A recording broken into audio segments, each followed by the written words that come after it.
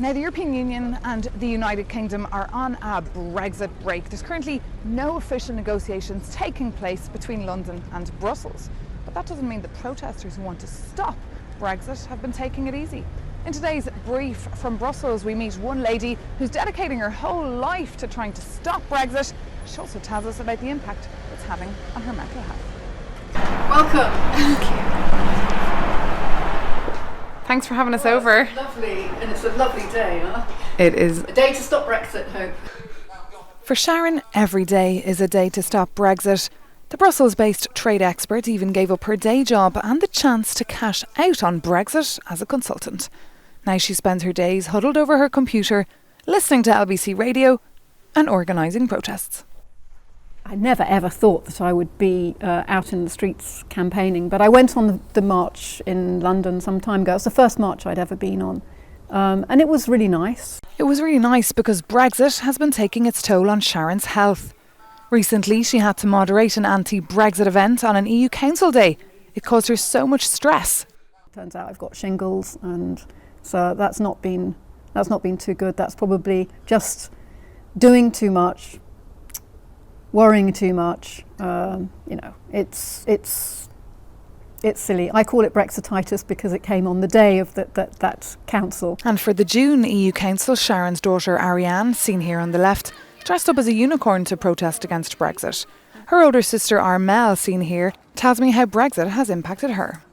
It makes me very sad. I was 17 when the vote happened. I was going to the UK the next year to study.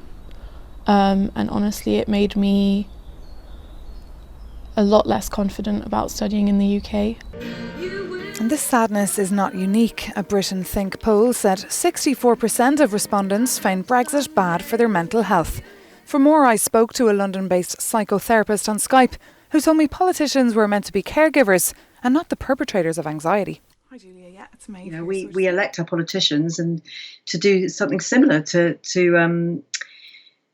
look after us and to voice our wishes, and pretty much most people I speak to just feel that's just not happening. Where, you know, as I say, wherever you are on the political spectrum, there is so much uncertainty, and that's really difficult for the human psyche to deal with. A couple of metaphors that come up in my consulting room just this week, that from two very different people, but they came up with the same metaphor, which is something along the lines of feeling like they're sort of living in a parallel universe, or there's this sort of other reality going on, because it's just going on and on and on. It's, as you say, it's been 3 years.